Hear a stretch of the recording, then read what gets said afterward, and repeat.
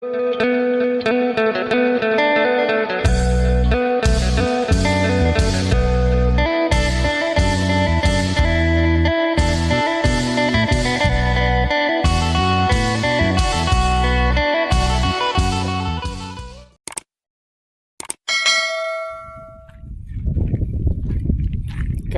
ายดีและสวัสดีพี่น้อง FC กันมื้อสุคนว่าทางฝั่งลาวทางฝั่งไทยหรือต่างประเทศได้อยู่บ่ปลาบ่เฒ่าแน่ใช่คือบ่ใช่อีกแม่เฒ่าหาเหยื่อ ได้ก่อนได้ตัวนึงได้ แน่มันรุดบ่จักจะมัดดีๆเด้อสบายดีแม่เฒ่า สบายดี โอ้เก็บกระบอกมาผ่านี่แหละเห็ดตูบนอนอยู่นี่ก็ได้นี่ แล้วจ้ะ พอดีถึงอ่ะนะ บ่ได้ไปการบ่มื้อ บ่ได้ไปมื้อนี้พักผ่อน รูดคือใช่ป่ะมันของหญ้าหลายโพด โอ้ บ่รถเพิ่นว่าเขาบอกขอสิไปหมุดให้เอา เจ้าไปดึงแล้วมันคาหญ้าแล้วมันหลุดบัดนี้อ๋อกองพื้นน่ะเด้บัดนี้ได้จักโลดแล้วมันเท่า หน้ารถ พอบ่เหลือเอาอีก พอมันย่านขี้เลยมันบ่นั่นมัน ยันขี้เลื่อยบ่พอบ่ ย่านขี้เลยบ่พอแล้วก็ย่านบ่แพ้มันย่านมันเจือนมันลูกเพียง โอ้ยแม่นแล้วย่านบ่พอแล้วมันสิหาทมยากแม่เฒ่าขี้ดินบัดยามนี้บัดแข็งซ้ำแม่เฒ่าเอ้ย น้อยเอาก็คั่วได้ก็ได้อยู่นะฮะ อันใส่เดือนน่ะเจ้าไปคอน้ำเบาอ้วนเด้อตัวหลังละครัวไก่เห็นเด้ ไม่หยัง อันใส่เดือนขี่กับเดือนนะพอเราครัวเป็ดครัวไก่แล้วมันจุ่มมันมีใส่เดือนอยู่หั่นไปฉีดโลดไม่พอเท่าเอ้ยพอได้กินใส่เนี้ยข้างตูบเฮาหั่น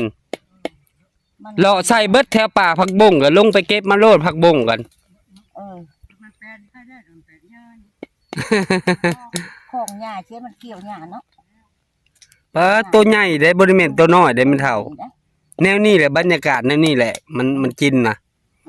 คำยามมื้อค่ำใส่ประมาณ3 โมงนี่5 6 โมงนี่จะไปยามโลด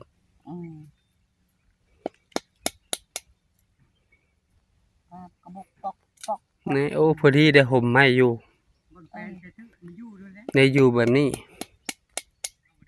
เก็บมาแต่มุงอันเก่าเจ้าหันบ่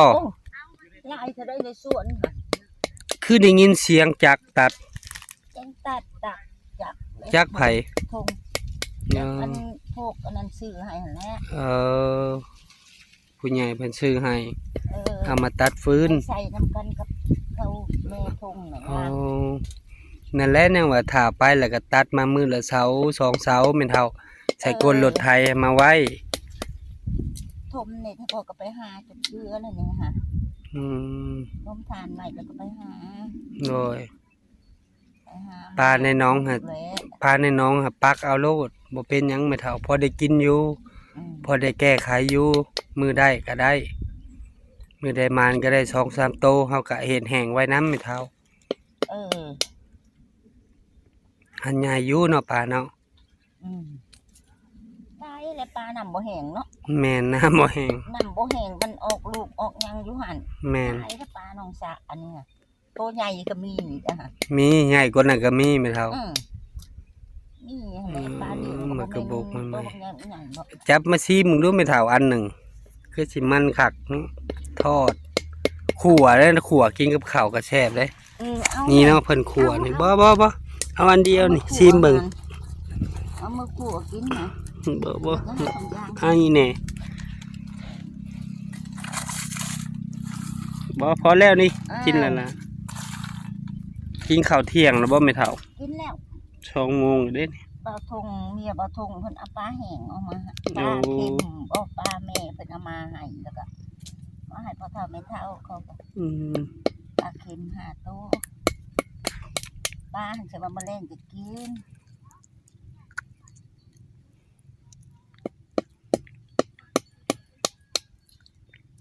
ถ้วยใช้ของอยู่ของกินเจ้าก็มีบ่แม่นเฒ่ามีอยู่หลายอยู่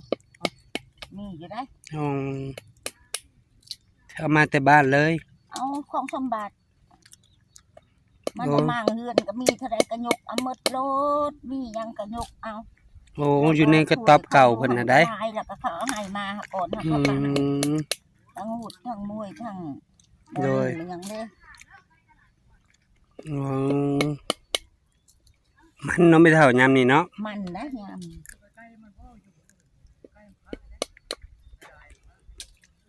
มันแซ่บ มันนะยาม ตอนยังน้อยเนี่ยพ่อพาให้เลย อืม พาให้แล้วก็ขัวกินกับข้าวเลย กินกับข้าวก็แซ่บได้มากระบอกกินกับข้าว นี่กองเลยกองมือนี่ก็แล้ว แล้วก็เพิ่นก็เอาขี้เลื่อยบนเฮือนสมบัติ โอ้ขอขี้เลื่อยน้ำบ่ขี้เลื่อยเพิ่นก็ให้บ่ ให้เพิ่นมาไป อ๋อ เอาโลดขี้เลื่ แน่ อย ดี ค่อยจุดเท่านึงเลยเด้อ โอ้ ก็ค่อยจุดเท่านึงแล้วก็มันมาไปเอาโลดเรา ดีใจแบ่งปัน มาก้อนกาเล่าอ่ะไปจุดอยู่หันนะพระเท่าเด้อจุดของข่อยหันเรา โดย ไปจุด พอได้ดังอันนี้ก็พอได้นั่งเฮ็ดกระต๊อบอยู่ในนี่แล้วก็คอยทางออกไม่เท่าเอ้ยพอได้แนมเห็น อาศัยผู้อยู่ใกล้นี่แหละไม่เท่าเอ้ย อยู่ยังเป็นเฮาอยู่ อาศัยเจ้าและข้าพ่อเฒ่าและเป็นหูเป็นตานำกันกายไปกายมา มือหันนั้นข่อยอุปได้ก็เบิ่งจะเป็นระบาดเจ้าได้แล้วเขาไปคิดเบ็ดพอเท่าว่าเล่าเขาไปนั่งคิดเบ็ดอยู่หันเด้เบาคือน่ะ บ่ตึง เบาตึงน่ะ โดย เบิ่งข่อยก็เบิ่งแล้วเพิ่นโลดหัวออกมาจะเป็นเพิ่น อืม ข่อยก็เดี๋ยวคนอื่นมันเลยพอเท่าว่ะตึงหันแล้วล่ะวะ เออเฒ่าแล้วฮู้พ่อเฒ่าแล้วฮู้ เล่าคิดเบ็ดอยู่บนก็เดียวว่าคนอื่นคนขโมย คนโจรขโมยเขาไม่ใช่มาให้เอาเห็นเราเขาก็ออกมาทางอื่นหมดแล้วเยอะยันว่านี่นแหละขโมยโจรสิดอกเลยมาเมื่อใดเราถามมาอีกแล้วบ่เรามา โอ้โดยใช่พอได้กินปลานินปลาหยังก็ถึกหมดไม่เท่า คันยามนี่เนี่ยคันมีกุ้งเนี่ยใส่ได้ไม่เท่า เบ็ดนะ เอาใส่กุ้งบ่ กุ้งน้อยๆแล้วเฮาขัวมันชุกแล้วไปตึกกับปลานินหันได้ กุ้งที่ว่าเจ้าไปซะมาหันเด้เจ้าไปซะมาแล้วเจ้ากุ้งสิดหันได้ไม่เท่า เห็นบ่ตึงสิดนะ เอาอันนั้นแล้วใส่เนาะ แม่นเทื่อได้เทื่อละโล2 โล โอ้โตๆค่ะ นั่นแหละได้ปลายังเก่าเจ้านั่งในตูบเห็นบ่ นางคิดนี่หันเนาะนั่นไม่เท่า แม่ ไม่เท่าคำจะมาเล่าก็นางคิดว่าเอาเลยค่ะประตูดอกไข่เนี่ยเนาะ แม่น นางคิดเด้อนะเบิ่งค่ะ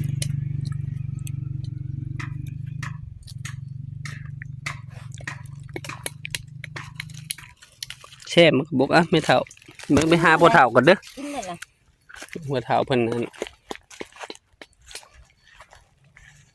กองฟืนอยู่นี่พอดีเจะนอนอยู่ในตูบนี่มื้อใดเฮาว่างเฮาก็เฮ็ดซอยเฮ็ดตั้งไว้เทื่อละเสา2 เสาก็ได้ตอกไว้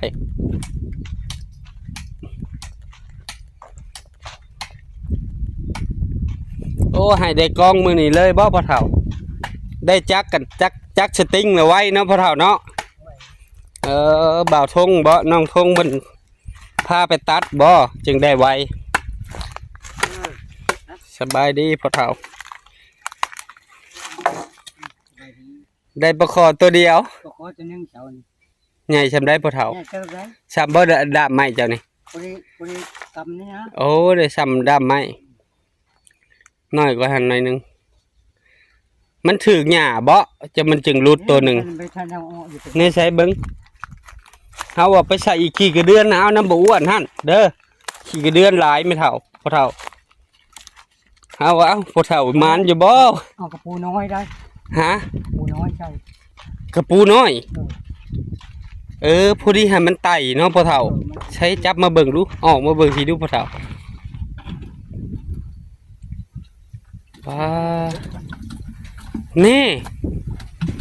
ได้ตัวใดก็เอาพ่อเฒ่าเอ้ยเฒ่าเพิ่นหาเสือกใส่มัดใส่มีอยู่หมักเบ็ดใหญ่เฮามีอยู่เอากระปูน้อยติ ปูน้อยใช่ ใช่ขี้รางนี่นะ โอ้ตัวหนึ่งหลุดใหญ่กว่านี้ ลูกเป็นไงจักใหญ่จักน้อยมันห้องก็ต้องกระแทงอยู่ดึก โอ้มันของหยามันเลยหลุดเดี๋ยวหาเอาหมักเบ็ดมาให้จะหน่อย ยังช่องรางมาทันได้กู้นะ เนี่ยโอ้ยไปใส่โลดเต็มน้องก็ใส่โลดอันกายไปกายมาพอเดนเบรมเบิ่งคือกันสบายดีปะนาง สบายดี ไปเอาฟืนผลไม้บ่ บ่เอาคืนนี้มาใส่ปาก มากับพื้นล่ะนั่นเขาเจ้าพาไปฉีดยา พักแต่นี่เส นะฮะโลดผู้เฒ่าดีใจล มันบ่ห้องยาอยู่นี่กับมัน ำคันพอได้เลยเจ้าเห็ดแห้งตากแดดไว้เด้อ เออ คันกุ้งและปลานิ้นจะไปซะเบ็ดมาให้ ให้เอาน้ำพุ่งได้เบ็ดนั่น เอ้ยเฮามาให้หมักเบ็ดใหญ่ก็มี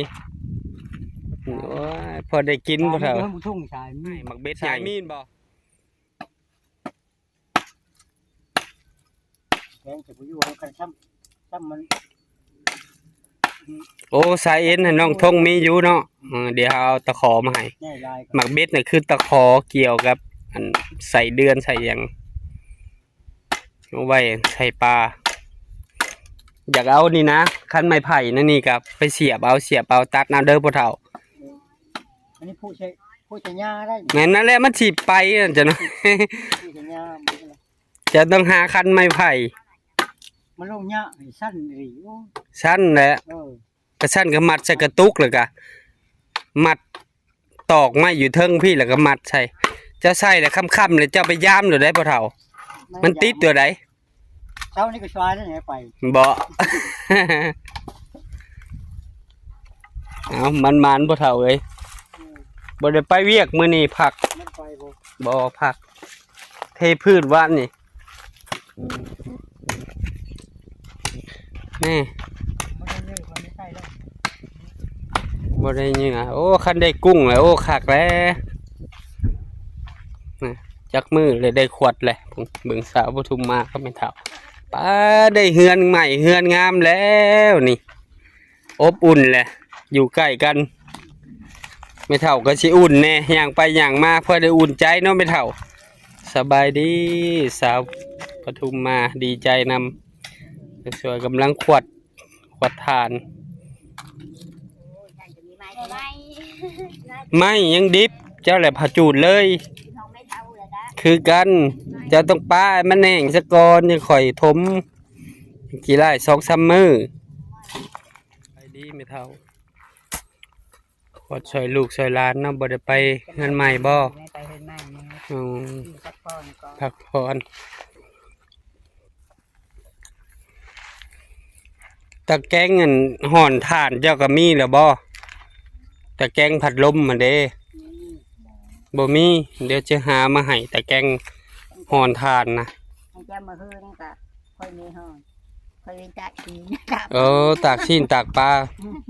ค่อยเรียนจากกินจาก ตากชิ้นตากปลามันต้องมีผ้าแยงไหมเท่า มีผ้าแยงนะเฮาเอาไม้ไผ่พอเท่าคูณเฮ็ดให้ก็ได้คันมีผ้าแยงเฮ็ดสี่เหลี่ยมอะนะแล้วก็ตากบ่ให้แมงวันเข้าอันนี้มันควันถ่านนะไม่เท่าควันถ่านยันไผจะนอนอยู่นะฮะ ไม่ต้องอีน่ามาให้ดูมันเคยเอ็ด โอ้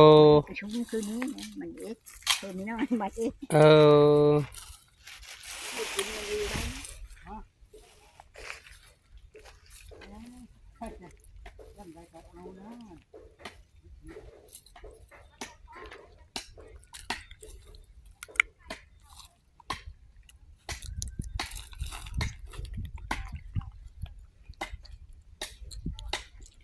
กินข้าวกับหยังชาว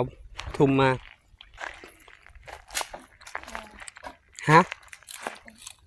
ป่น ลูก ปลาดุกนี่ได้ไหมใช่ปลาดุก ไปตลาดลาซื้อ งงไม่เท่าคำนี้ที่ใส่เดือนน่ะร้ายอยู่ดอกเงินบ่าวอ้วนนะอย่าไปเอาโลดใส่เดือนนะมีตลอดปีบ่เดินแล้วบ่มีแล้วไม่เท่าเพราะว่าเราคั่วเป็ดคั่วไก่แล้วมันสุ่มเด้เราล่างตลอด มีน้ำในต้นมะฮุ่งอ่ะ เอิ้นบอกเราคอยได้สิเดือนเราเอาให้อยู่ดอก มีแต่คุดเอาโลดเราก็บอก มันชุ่มนุ่ม มันสุ่ม ได้เขียดได้หยังให้คักโอ้ขนาดกระปูก็ยังกินเนาะปลาเฒ่าเนาะ ปูนะ กระปูน้อยมันไต่อยู่แล้วเนาะ น้อยมันบ่ตายเด้ครับ โอ้มันลอยบัดจะมองก็สิเอาหมากเบ็ดมาให้ปลาเฒ่า อยู่เฮิงทงพุ่น เอาหมากเบ็ดให้ปลาเฒ่ากับหนึงหมากใหญ่จะเอามัดเชือกใหญ่ก็ได้ ฮอดดอกชิปปลายผมจักนับบ่รู้จักอันปลาเฒ่ามันจึงบ่หลุดเพราะได้ใช้เบ็ดกินใส่ปลาใหญ่ถือ10 โลนี่ก็บ่ฮักดอก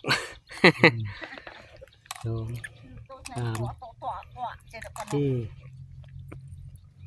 นี่เนาะเขาเอิ้นว่าหมักเบ็ดอยู่ลาวเขาเอิ้นนะเอิ้นตะขอ 6 7 8 12 12หมากเพื่อ12ด่าง ขอบใจ เอาไว้ใส่ให้แม่เฒ่าเอาไว้ 12นะเจ้โอ้ย หาเชือกใส่พ่อเฒ่าเอ้ย ขี้ลางให้เยอะ 14ล้างใส่อ้อมโลดได้ปลาหยังก็เอานะแม่เฒ่าเอ้ยได้หยังก็เอาโดยฝากพ่อแม่เป็นกำลังใจพวกเราคูณแม่เฒ่าแล้วก็สาวปทุมมาในเด้อพ่อแม่พี่น้องมาฮอดนี้บ่าวจะมัมขอบบุญขอบคุณพ่อแม่ FC ทุกท่านที่เบิ่งคลิปบ่าวจะมัมแต่ต้นจนจบโดยบ่ข้ามโฆษณาเพื่อเป็นกำลังใจบ่าวจะมัมเฮ็ดคลิปใหม่ๆออกมาให้พ่อแม่พี่น้องนะครับได้ชม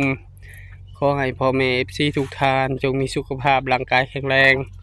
ปราศจากโรคภัยไข้เจ็บคิดสิ่งใดก็ให้ได้สิ่งนั้นสมความมุ่งมั่นปรารถนาทำมาค้าขายชื่อได้ขายหมาน